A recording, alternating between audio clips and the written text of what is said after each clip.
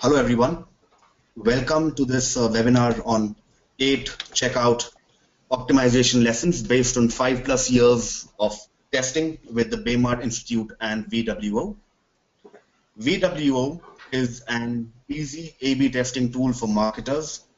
We have over 3,700 customers, which include both enterprises and SMBs and a fair share of startups. You can visit our website at vwo.com and talk to us on Twitter at Wingify. Our guest for today is Christian Holst. He is the co-founder of Baymard Institute, where he has conducted multiple research studies dedicated to checkout usability and helped several Fortune 500 companies optimize their checkouts. He's the author of the eCommerce checkout usability and the mobile eCommerce usability research reports. You can download these reports at baymard.com, and he's also a regular contributor to Smashing Magazine.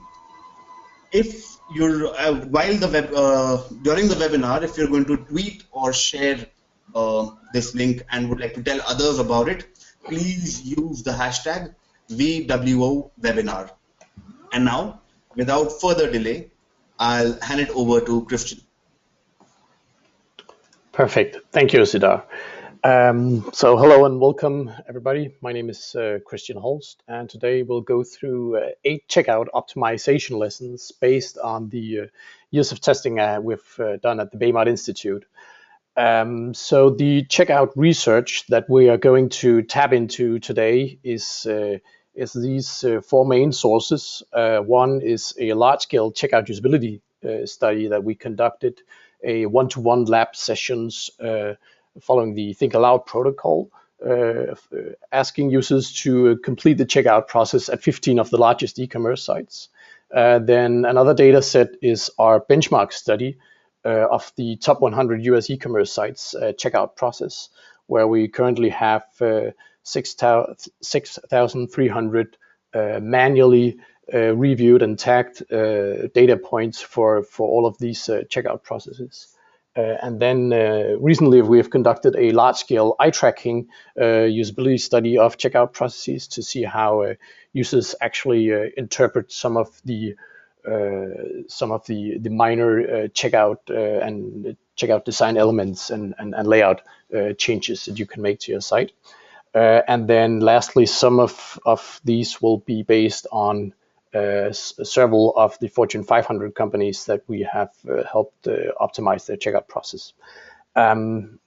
So in general, when we talk about checkout processes and optimizing the checkout process, there are a number of checkout basics, and I believe that a lot of you have seen these points before, stuff like not requiring users to register for an account, but offering a guest checkout option, or providing the total cost estimate as early as possible, preferably in the cart, and basic stuff like that. And that's not what we're going to talk about today. I assume that you have most of these covered, or I've heard about them, else they're broadly covered throughout the internet.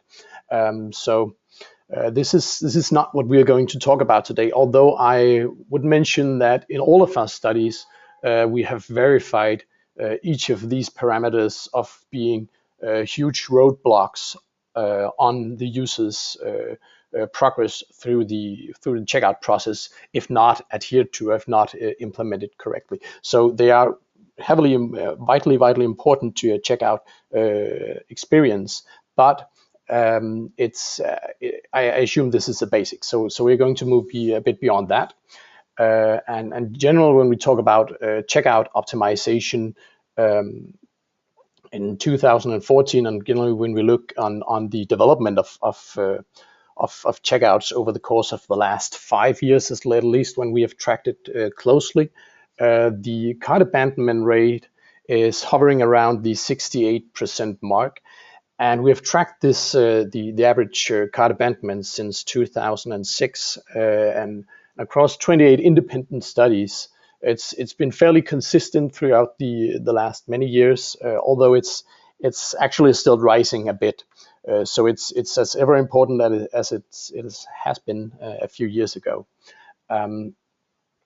Now, when we talk about optimizing a checkout and offering a good checkout experience, what we have found in all of our studies, and especially when consulting and helping companies optimize their checkout process, is that it's not so much about the three big fixes to a checkout process, which will just change everything. Yes, if you don't adhere to the basics, it might be, then start there, of course. But for the vast majority of sites, it's a much more nuanced and holistic approach that you need to take. And it will often require some 10 or 30 smaller design improvements. Individually, these smaller design improvements may not have a monumental impact, but when combined, these many smaller improvements is what lifts a user's checkout experience from okay or a dull or a meaningless checkout experience to something which is smooth and easy and briefly and swift. So that's the what we're trying to achieve here. It's beyond the basics, but going for actually a great checkout experience. And today we'll take 8 checkout optimization lessons, and it's to say that these aren't the only checkout optimizations that you probably need, but are part of a larger sum of smaller tweaks and changes to the process in order to truly optimize the checkout experience. So I think just to quickly present the agenda here for the next half an hour, I'll talk about these 8 checkout lessons, and then we have some questions from Sidar, and then there are questions from you guys out there. So without further delay, the first point that I really want to talk about is the number of checkout steps. So we reviewed the top 100 US e-commerce sites, and this is the actual distribution of the number of steps for their checkout processes. And this is counted from the cart page to the order review page. And as you can see, or maybe you can't see it, but the actual average is 5 steps. So a 5-step long process. Now, in itself, this is, I don't know, somewhat interesting. Where we found it really interesting was when we then plotted the number of checkout steps as a function of the checkout performance, the checkout user experience. And when we do that, the number of checkout steps out here and performance up. Then what we found was that in general, it's not so much about the number of checkout steps that you have, but much more what you ask your users to do at each of those steps, and as importantly, how you ask them. So in other words, a 3-step checkout can be as good as a 2-step or a 1-step checkout. In fact, when you see most of the A/B test case studies on one-page checkouts, you'll find that there are also changes to the fields and layouts and descriptions as well, which can be equally crucial to the conversion increase. That said, there are of course an upper limit. At some point, users will grow tired of having to interpret new pages. And the upper limit during all of our studies has been around the 7th and 8th steps. And that's, of course, including both the cart and order review. So that will be around 5 steps with actual form fields.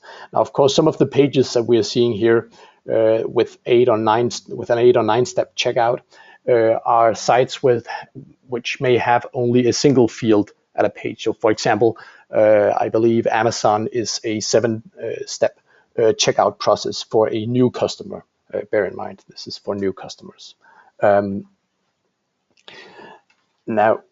the reason that I included this as the first point in this presentation is to steer the focus and also maybe steer some of the resources that you spend when optimizing checkouts more towards what users will actually have to do and what information they will actually have to submit and how they're asked to submit that information. There are some further learn more links here throughout the presentation. In the end, I'll also give an overview where you can find all of the links combined in one place. But moving on to the next point, and the next point that I'm going to talk about is form field attention. So what we see here to the left-hand side is the eye tracking heat map from 32 participants using a in-lab test of the checkout that we're seeing here is from LL Bean. And what I want you to look at here, and what I want you to notice, is the amount of attention that form fields actually draw. Form fields and other interactive elements like a radio button or a link or the primary button. Now, what's really interesting is that it's not only the form fields, and this applies for Ellen Bean and the other sites included in the eye tracking study. It's not only the fields that the user will have to fill, it's also those fields that they aren't necessarily going to interact with, which will receive quite some attention. If you want to compare some of the gaze here, you can see this is the gaze for some of the sidebar content, such as security logos or instructions and card summaries, and even this is an accordion checkout, even prior steps or general site navigation. So they get a tremendous amount of attention. And the point here is that when you show a field, you're guaranteed that the vast majority of your users will notice that field, even if it's not relevant for them. And this has some interesting implications, but I think the implication that I'm going to address here is that the coupon field. So whenever users see a coupon field, and when we tested checkouts and there was a coupon field, the vast majority of users would feel that they were somehow overpaying for the goods they were about to order. The coupon field indicated to them that somebody else is getting a discount and I'm not.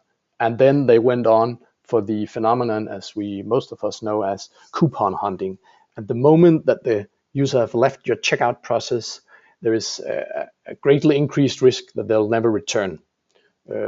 So the point here of talking about form field attention, especially in regards to the coupon field, is that there's a very simple solution to avoid coupon hunting, and that is hiding it behind a link.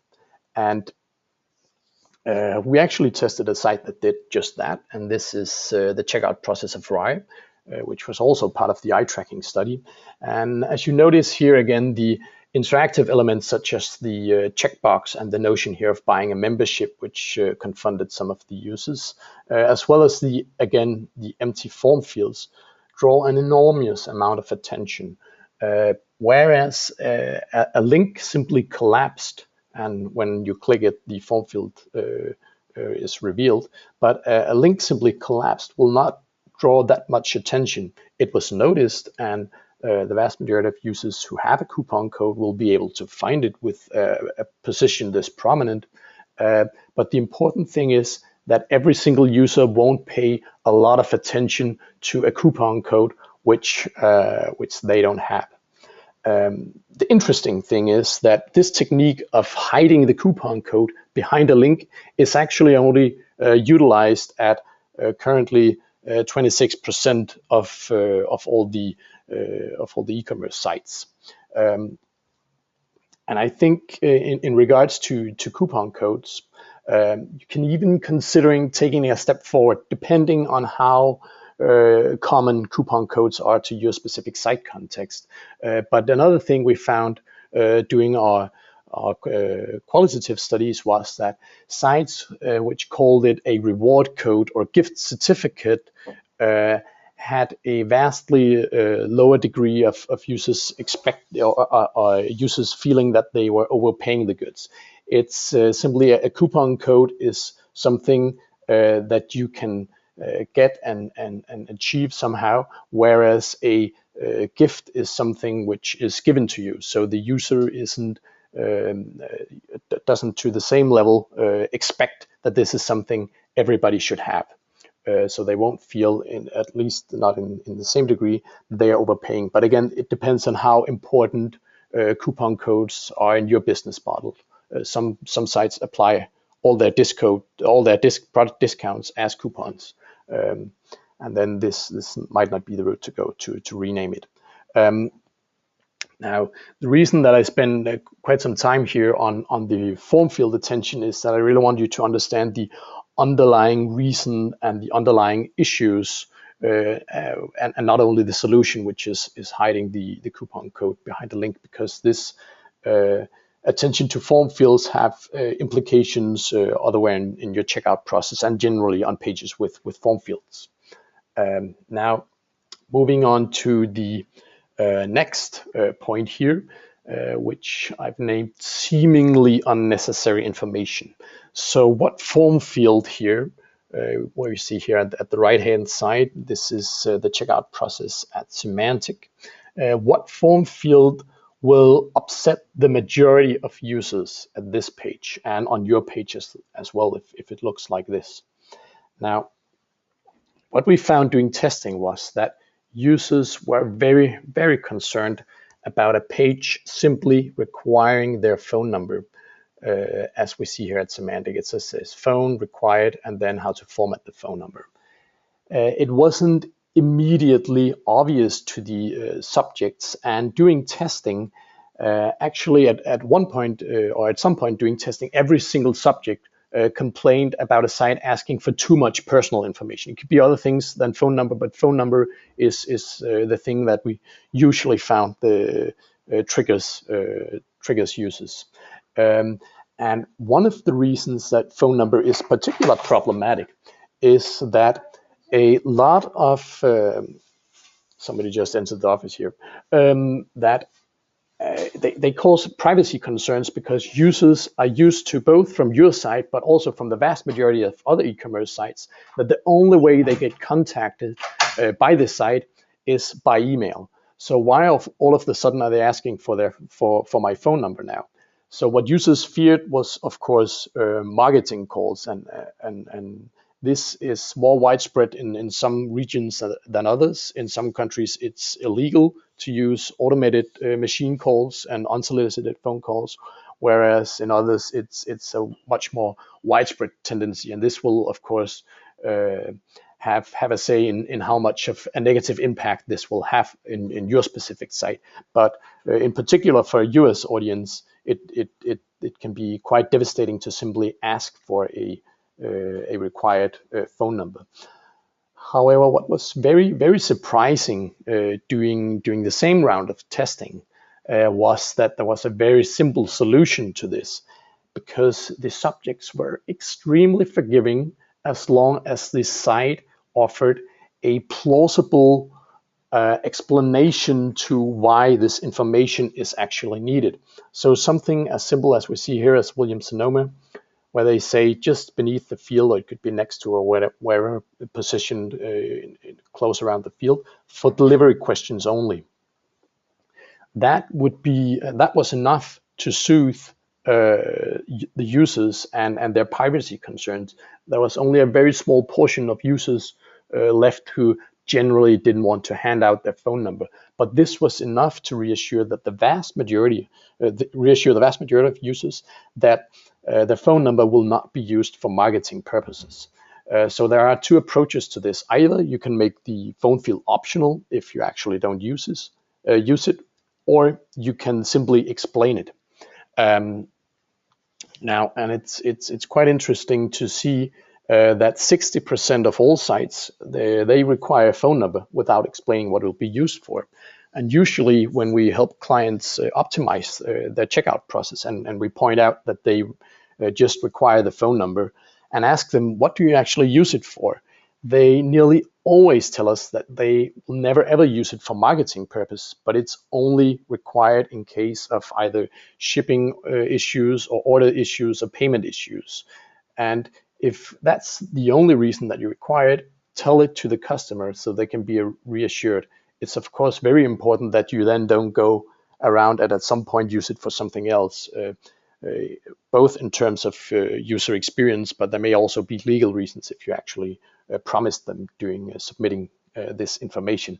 But for the vast majority of sites, they won't plan on using the phone number for marketing purposes. So instead, reassure your users upfront that it's not going to be misused. And this, as I mentioned earlier, it also applies for the personal information that some sites ask for during the checkout process, especially when ordering tickets and airline and other travel-related stuff. We see that other personal information asked for is typically stuff such as gender, and age and social security numbers. But in particular, age and gender can, for at least some users, they find it very offensive when a site asks for this piece of information. And social security number is, of course, highly critical and will be considered as sensitive as a credit card number by most users. Yes, so that was the third point here. Sorry, moving on to, no.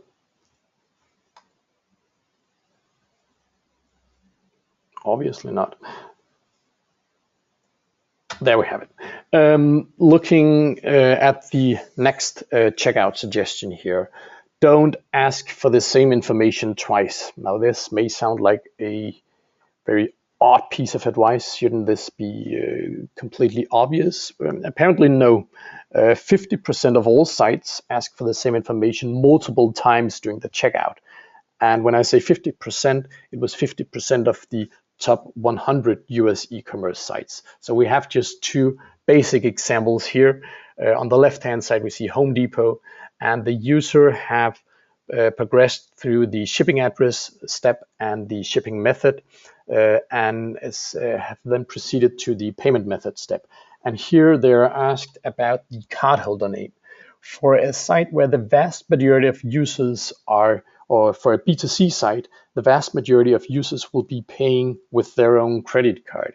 So if this is in fact the case, and you can look up your order history to see if it is, but in the case that the vast majority of users are paying with their own credit card, then the name that they've provided during the shipping or the billing address information will be the same as the cardholder name. So here they are asked for the same information that they've just typed a few steps earlier.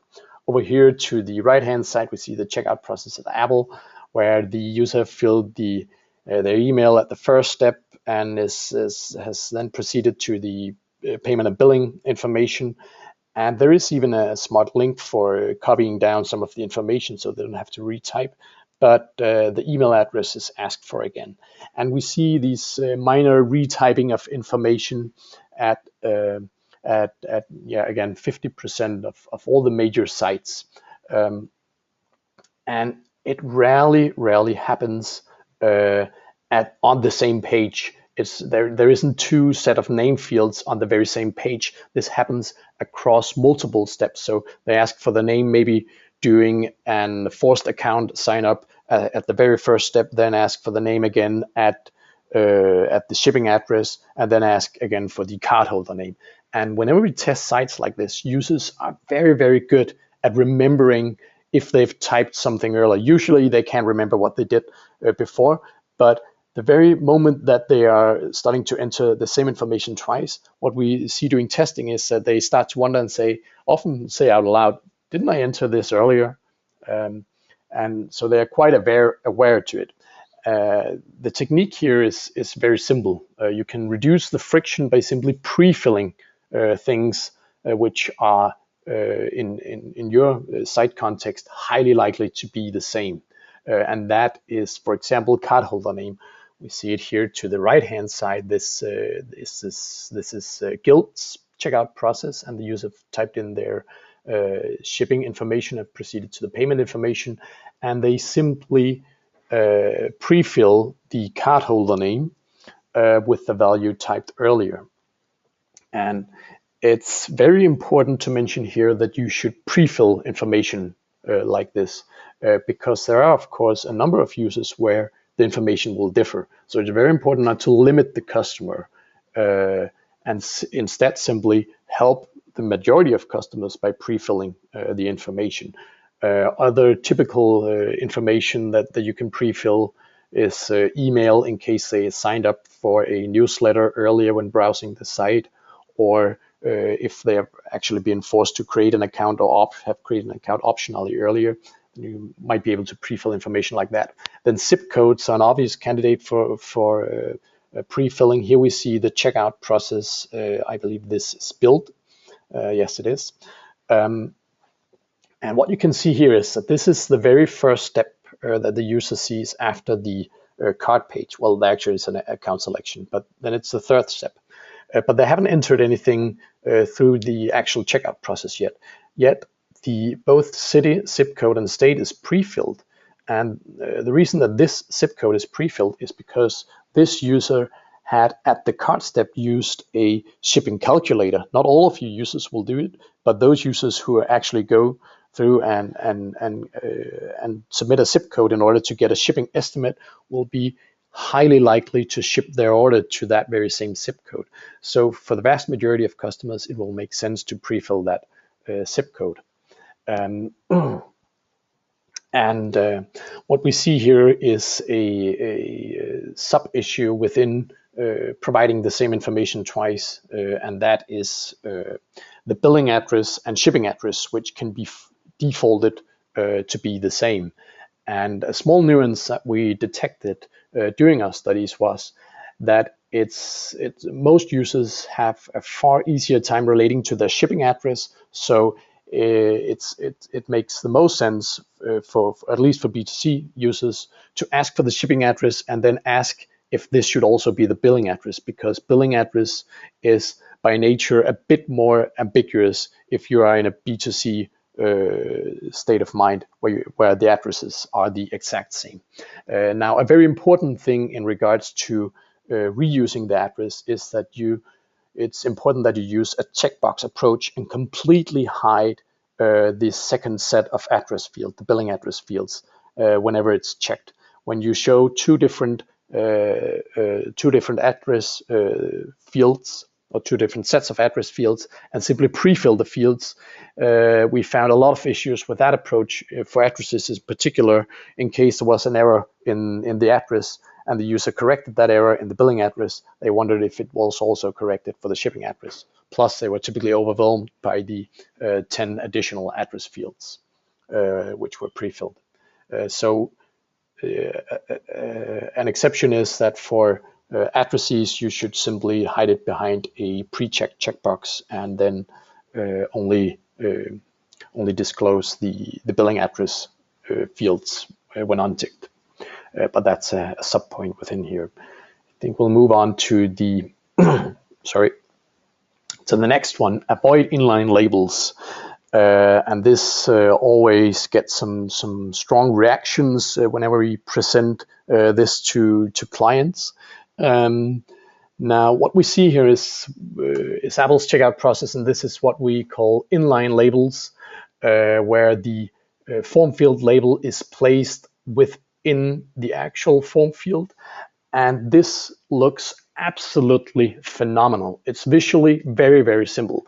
However, in every single test study that we've conducted, and also several other high-profile usability companies have conducted, these have shown to cause a lot of interaction issues because the form fields get very, very difficult to interact with, because the moment the user starts typing, all of the context for that field will be lost. It will basically be just an empty box with an input.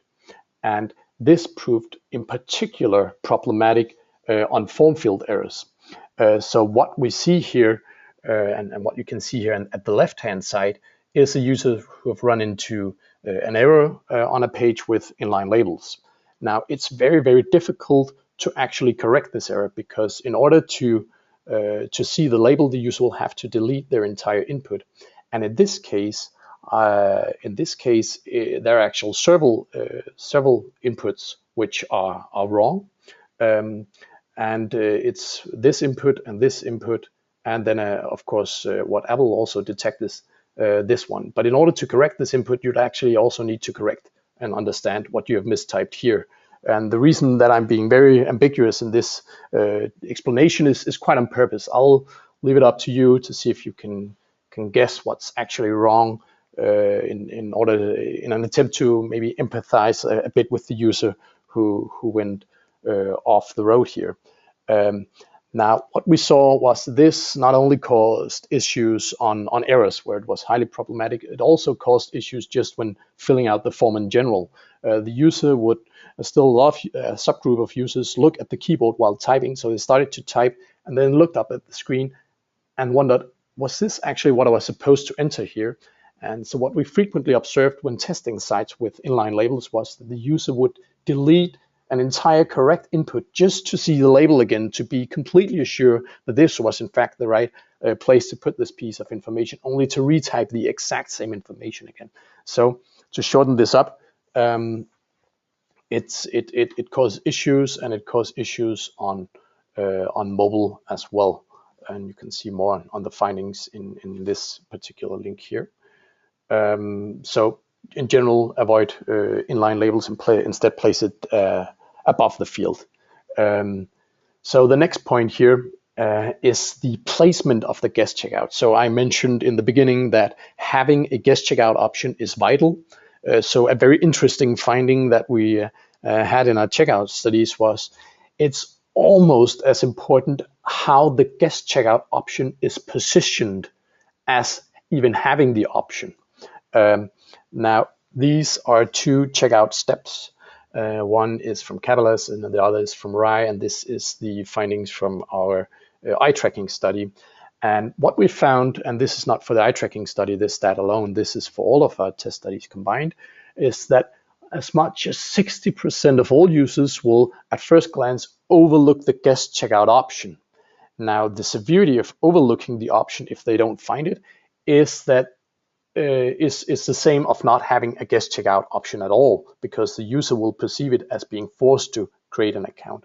Now, some users will spot it, and if we just spend just a few seconds here looking at the actual heat maps here, notice just again how much attention is the form fields and buttons actually get on these pages.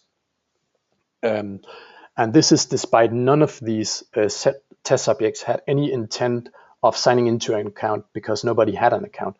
But still, notice how much attention the sign-in option actually gets on these pages, and in particular the form fields, but also the buttons.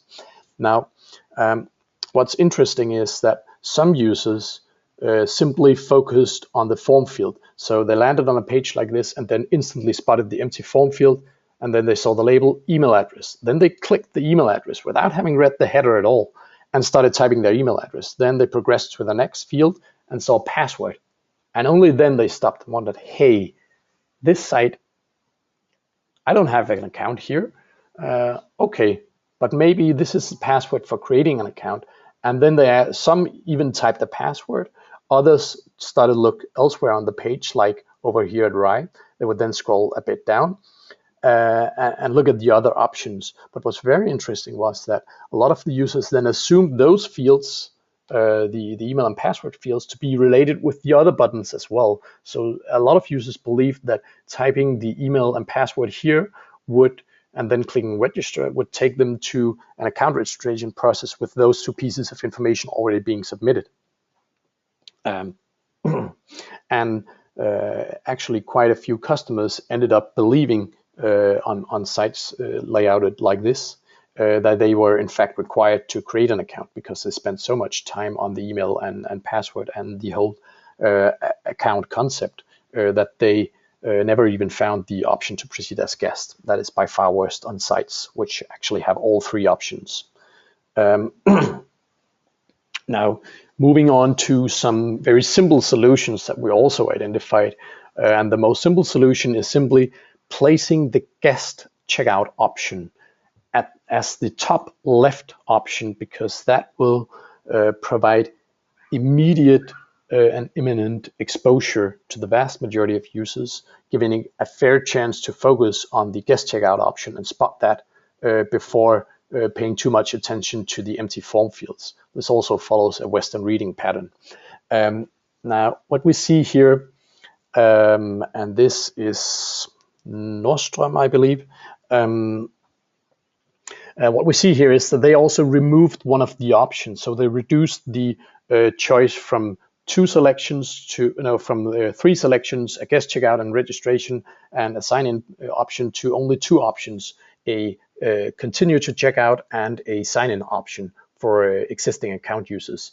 Now they then notice you have an opportunity to register during the checkout. So this is a very important concept that we found was resonated very well and performed very well during testing. Simply postponing the account creation and only having two options at the account at this account wall before actually proceeding to the checkout process. But simply postpone the account creation, because while users hate being forced to sign up for an account, the vast majority of users, after having submitted their address, was quite positive on the idea of creating an account if it was a site they had any plausible reason or a chance of actually returning to for placing subsequent orders. So we see it here, just a simple implementation at Crate and Barrel, where they postponed the account creation all the way to actually after having completed and placed the order. So account creation doesn't interfere with completing the sale, but then afterwards the user is hinted, maybe you want to save your information, and they could even add more benefits here, like speed up your process and review your order history and invoices and stuff like that. But what's very important was that what we observed was that the users perceived this postponed account creation as only one or two additional password fields, whereas if you put account creation up front or as a separate option over here, then users will perceive that clicking that option will take them to 14 fields that they have to fill in order to create an account. Now, when you postpone it, they will feel just the same information, but it's perceived as I fill all this address information in order to place my order, and then I only fill this additional password field to then create an account. So you shift the balance, even though the user actually doesn't submit any more information, then you shift the perceived friction of actually creating an account by postponing it to late in the checkout process or even after the checkout process we see here. Now moving to the next suggestion here, and the next lesson here is about the perceived level of security. Now this is Crate and Barrel's checkout process, and what was interesting during our test studies was that a lot of test subjects talked about different areas of a checkout page as being sensitive, or some being more secure than others. So what users really care about is, or are concerned about in regards to security, is really the credit card information. So on a page like this, the vast majority of users won't be very concerned about the address information and the address fields down here, but they'll be very concerned about the actual security of their credit card information. So the interesting observation here is that users have very, very, very little or limited technical knowledge of how an encrypted HTTPS page actually works. They to a much higher degree go with their gut feeling. Now, having a powerful brand is of course important here, but the visual layout proved to have a tremendous impact on their gut feeling. So users would say nonsense, as we'd see here on a page here. This is the checkout process for Office Depot. They would say nonsense like that these fields down here are more secure than these fields up here. From a technical point of view, these fields are equally encrypted on this HTTPS page. However, in the mind of a user, because these fields are encapsulated, we observed that it added a great level of perceived security, and it added a lot of simply by adding a visual robustness. We see here the fields are encapsulated and have a background color. The sites were able to increase the perceived level of security. What's interesting also is that 98% of all sites don't encapsulate their credit card fields, and this is particularly problematic if you have other less sensitive fields on the same page. If it's a checkout step where there's only payment fields, the issue isn't as severe as when you have other less sensitive fields on the same page. Now, just to illustrate it further, we've created a mockup here, which you might have seen featured elsewhere. But on the left-hand side, we simply see a traditional page where all the fields are identical, and these fields aren't necessarily, or it doesn't visually look like they are more secure than the rest of the fields. And that is technically correct, but in the mind of a user, you can add visual robustness and thereby visually reinforce the fields by simple tricks such as encapsulation and adding a background color, and even moving the one thing that we found was moving the trust icon within the encapsulated area to indicate that these fields are more secure and more robust. Now, again, the purely technical nonsense, this is about the perceived level of security. And speaking of trust icons, we also ran a small and simple survey on the sense of trust for the different trust badges. There are both a mix here of SSL and actual trust marks. What's interesting is I notice here the two antivirus companies are way ahead, at least in recognition of their icon. But you can actually combine multiple, because these are SSL badges, whereas some of these are trust marks. So one concept is to utilize a SSL badge and a trust mark. Now I think we'll just move quickly here to the next point in an attempt to keep time, and that is a very important last issue here that I want to address is validation errors. Now, input errors will always happen for some of you users. Typos are simply unavoidable. What's very important to the checkout experience is the user's recovery experience, the error recovery experience, and it can be vital to conversion. Although the frequency of these issues are low, as in it's only a very small group of your users who will experience them, the severity of each of the issues are enormous. And unresolved validation errors will lead to 100% abandonment, 100 or ensured abandonment for that users. They are technically locked out from proceeding and completing their purchase. We see three examples here of particular poor error experience. Here it's Blue Nile. Please enter a valid zip code for your region. So first off, the error message is not in close proximity, but also the user, it's not indicated what's actually wrong here. Now here there's another site telling the user that this is an invalid email address. It doesn't give any clue on how to correct it, which is very critical here because this is actually a completely valid email address, although the site doesn't think so. And over here we have a screenshot. You might recognize it as Amazon simply saying there was a problem with your address submission. Please fix all the areas. And these are all the fields on that particular page. It's not clear to the user how they can proceed and resolve this error.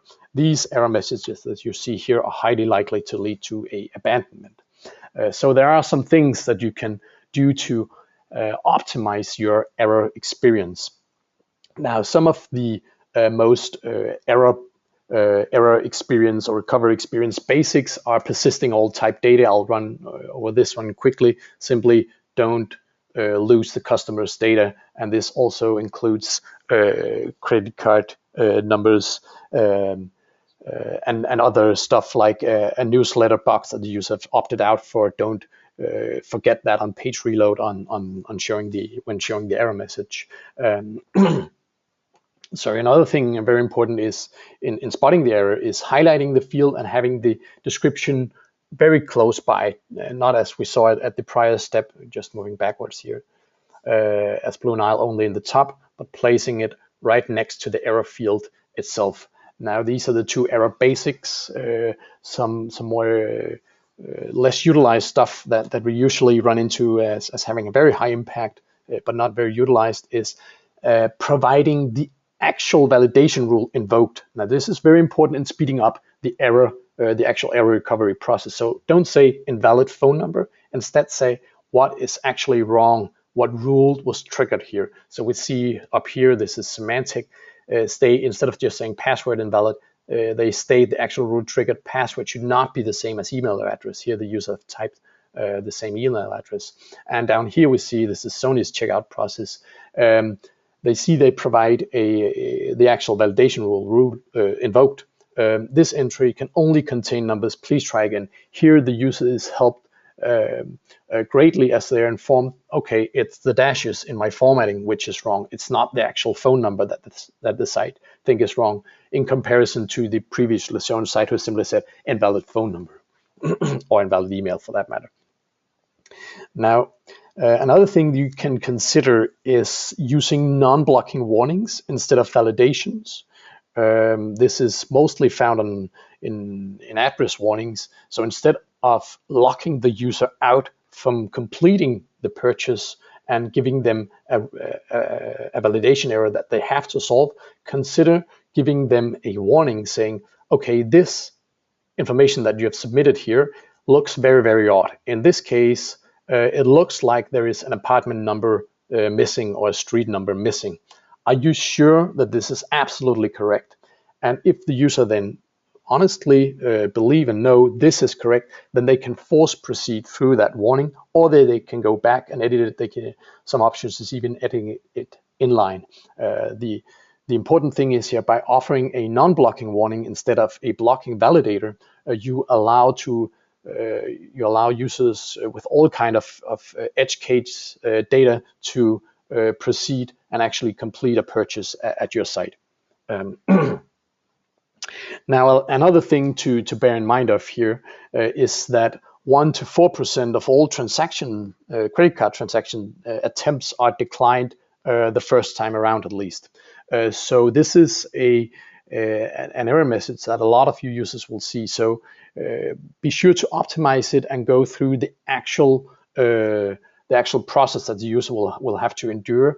Be sure to offer alternatives in that situation. Even if you generally don't provide phone support, considering offering custom phone support for these customers, as they are highly likely to abandon at the very most critical stage of their purchase if their card is declined. So sorry for running a bit over time here. Just a quick recap of the checkout optimization lessons that we walked over today. Don't focus too much on the number of checkout steps. It's much more important what you ask your users to do at each step and how you ask them. Then avoid the needless attention or pay attention or notice that users pay a disproportionate amount of attention to empty form fields. Therefore, you should, for instance, hide your coupon code behind a link in order to avoid coupon hunting. Then, very importantly, for the privacy concerned users, explain what the phone number will be used for. Don't simply require it. Pre-fill all prior typed information for B2C sites. This is especially the cardholder name in order to reduce typing. Generally, don't use inline labels. Then guest checkout, make sure it's prominently displayed in the top left area, and reduce the page to only asking about proceeding with the optional or postponed account creation later in the checkout process or signing in. And then encapsulate your credit card fields to add this visual reinforcement to higher the perceived level of security. And lastly, be sure to optimize the error messages by displaying the actual error rule triggered. I think I promised you earlier that some of the links here, you could find them. You can find them at this address. I'll just quickly show you here. You'll find a number of articles going into additional details of some of the points that I mentioned here, but also the checkout benchmark database that I mentioned earlier, where you can actually browse through and see the rankings of the top 100 US e-commerce sites checkout process. Or if you're in the mood of not looking at a particular site, then you can just be inspired by looking through the page, through the top 100 sites by the page type. So if you want to see order review steps, you can simply go here and just browse through various auto review steps for inspiration. So that part of the benchmark database is freely available. So you might want to check that out for inspiration. Just moving back here quickly for Siddharth's questions. So one question I'll just read aloud. Yeah, hi. Thanks. One question here submitted by Better Retail is, what do you think of the Google's address autocomplete API for shipping and billing? And this is, sorry, I just need to open those two links. Let's see here, where were they? This is one of them. Because just so we're on the same page here by the API, the Google Maps API we're talking about here is a simple autocomplete form field where the user can type their address, like Pine Road, and then, if they can spell to Pine Road, and then they get various addresses shown. Now, the way I would like to answer this question is maybe broadening it a bit to include autocompletes and pre-filling information for users in general. So generally, during our test studies, we found that reducing the amount of typing by using autocompletes and auto detections and auto lookups is a very, very good thing, and it's highly appreciated by the users. It's one of the few delight parameters in a checkout process where users will actually by themselves give unsolicited positive comments about experience. Say, hey, wow, this is really cool. I didn't really have to type that much of this page, because they, for example, one of the things that we tested was zip code autocompletes. I'll just quickly show you here a zip code autocomplete. So for example, there is a name field, address field, and then the site asks for the zip code. And this is one of the things that we tested. And then the site simply auto detect based on the zip code, the city, state, and country. And by the way, this is Ziptastic, an open source implementation of this. There are several other implementations. So when testing zip code auto detections, users were often very delighted, especially on mobile where typing is even more tedious. We also found it to lower the amount of typos. But a very important aspect by this, there are two downsides. One is that you will ask for the address in a non-conventional sequence. You'll ask for the zip code before the city, and at least for US address, that would be unconventional. This unconventional sequence in all of our test studies have been found to be outweighed heavily by the fact that the user didn't have to type spell out their city name and didn't have to select their state on a very long drop down. The other issue that we found, and this we found when working with a client, they saw a decrease from implementing a zip code auto detection the first time around.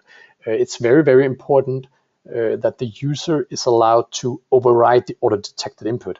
So their implementation, they asked for the zip code and then as pure text presented the city, state, and country auto detected, but they didn't allow the user to actually change that information or provide the information themselves.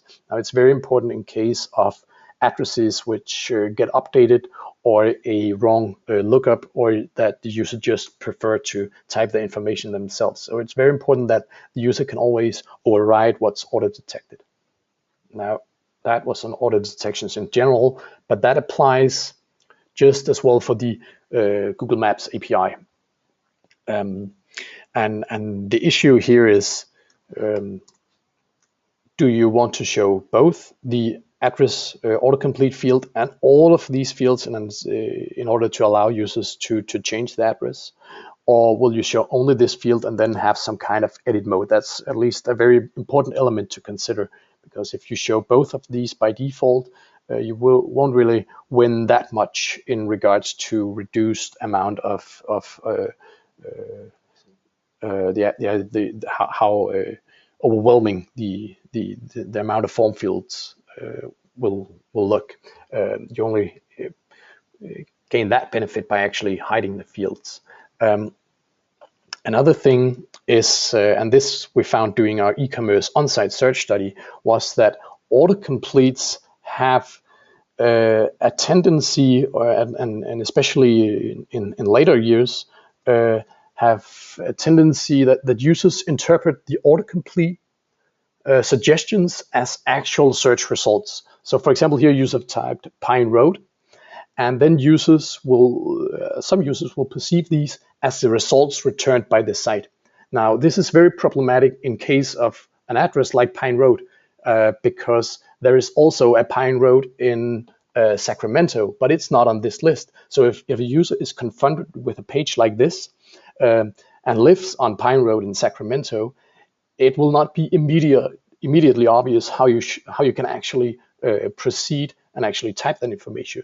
And when testing similar designs in our studies, some users would then assume that the site presents me with some results, but my address is not there. Then it must be because they don't ship to my address or don't handle my address well. So that's another thing to at least be very, very cautious about. It's in general, I think I've said a lot of cautious and warnings about these autocompletes, but they have a lot of potential to really smooth up the experience. But it's very, very important that you implement it extremely carefully.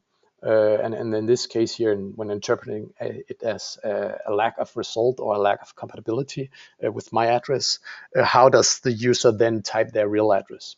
So in order to sum up the question here, it can be good, but be very alert to the details, and you'll have to do a lot of testing, both qualitative and quantitative yourself, in order to get the implementation just right, because this is a behavior which haven't fully matured with users yet. So there is no consistent expectancy when seeing an autocomplete field for a complete address, at least yet.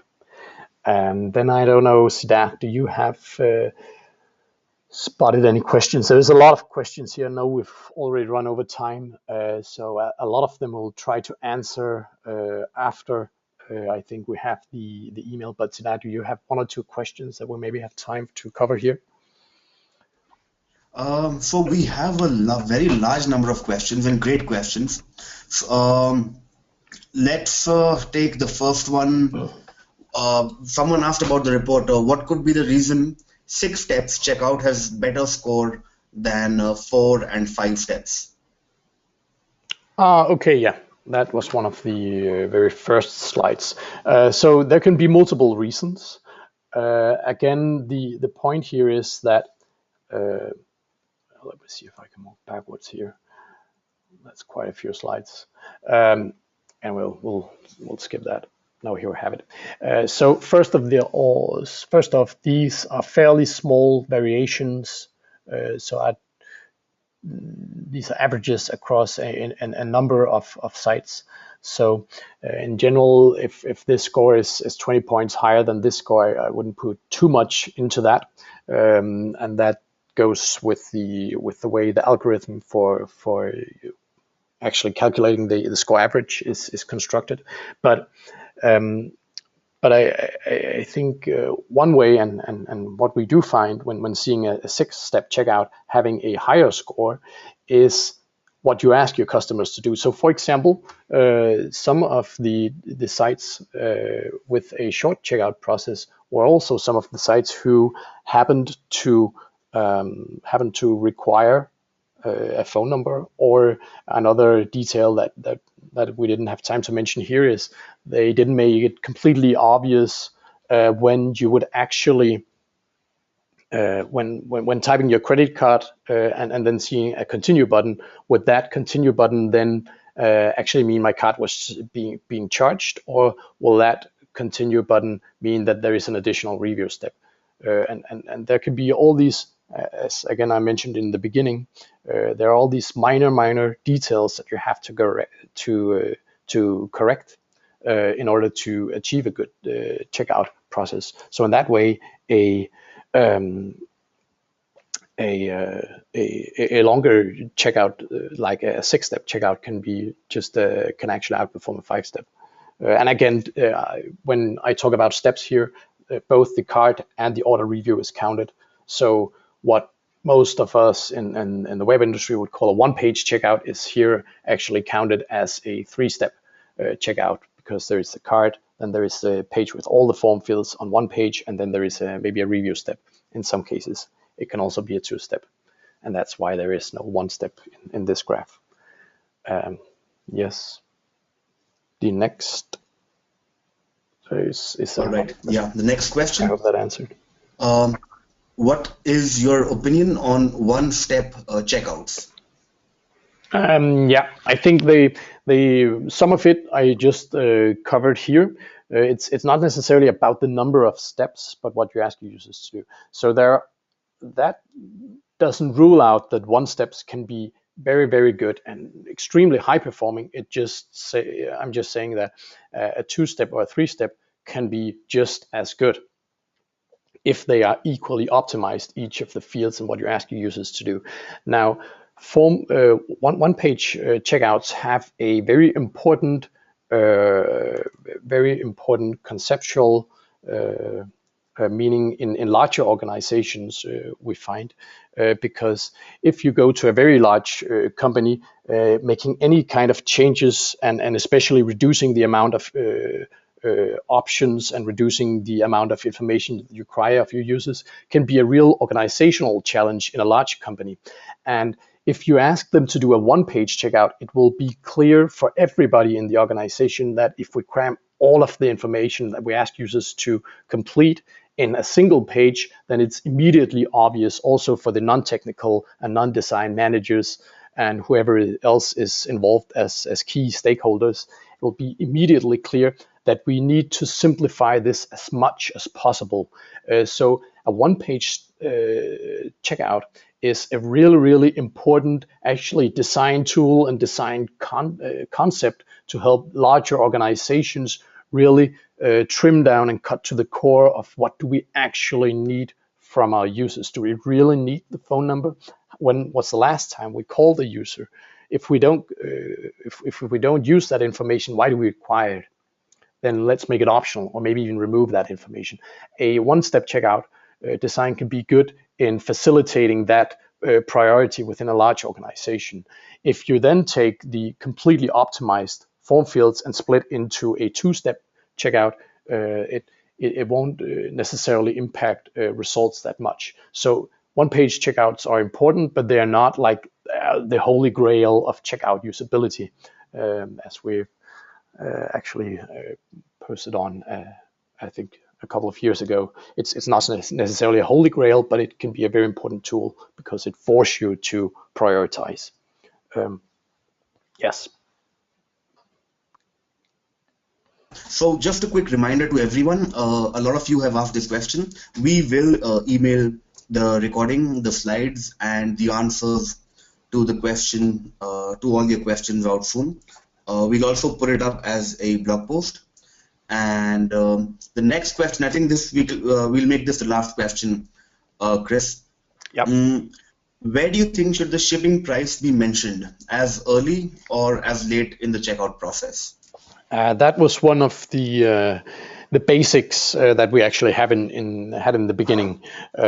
So what we found during our studies was that users will know when I purchase from an e-commerce sites, the price that I see at the product page, there will be some extras along the way. Before I actually get my items, there will be some additional cost typically. One of the most common additional cost that all users expect is some kind of shipping.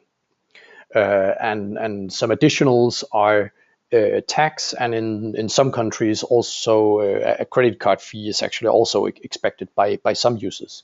So it's very important that you offer them as early in the process as possible, because else you're forcing users to initiate a checkout process. And if they haven't been to your site or just can't recall exactly how your checkout process looks, and trust me, none of you users, at least if it's a regular e-commerce site, will remember the exact layout and flow of your checkout process. They don't care about your checkout process that much when they're not in it.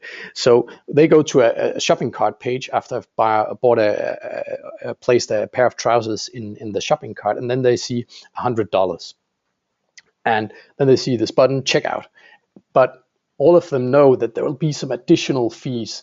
Now, this have a very, very negative impact on performance when we test layouts like this, because users feel that they are then forced to go through a lot of fields. They don't know how your checkout is and what will happen when they click the checkout button. They just know from prior experience it usually involves 10 or 15 form fields.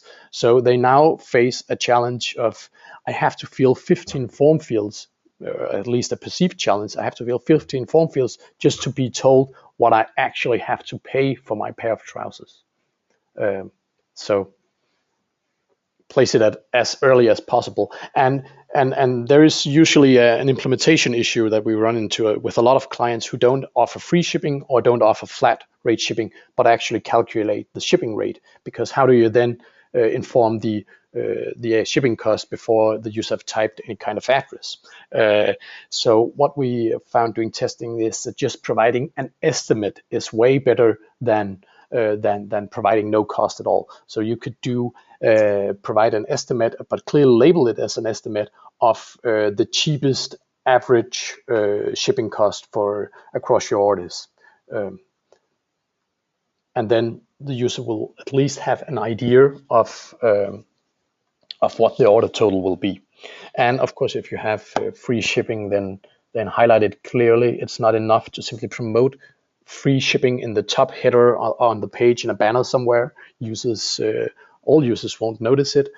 So what we found is that even some sites who offer free shipping, the user are still infuriated at that they're not told that the true order total cost when there isn't a specific line item in the cart summary saying shipping $0. So it needs to be there $0 if you have free shipping. It's not enough to put it in some graphic in the header somewhere, even if that header is site-wide. So I think that was Thank you so much. Yeah. Thank you so much, Chris. This has been a great webinar, and thanks so much for your insights. Just a quick reminder to everyone: check out more of Christian's work at baymard.com, and do have a look through his the interactive sliders that he's put up on baymard.com, which basically detail how the top performing e-commerce websites in the world, what kind of checkout processes they have. And also have a look at vwo.com for A/B testing of your e-commerce stores. Many of the ideas of the stores and A/B testing ideas that you got from Chris's webinar today. Thanks so much, everyone, and have a great day. Bye. Bye.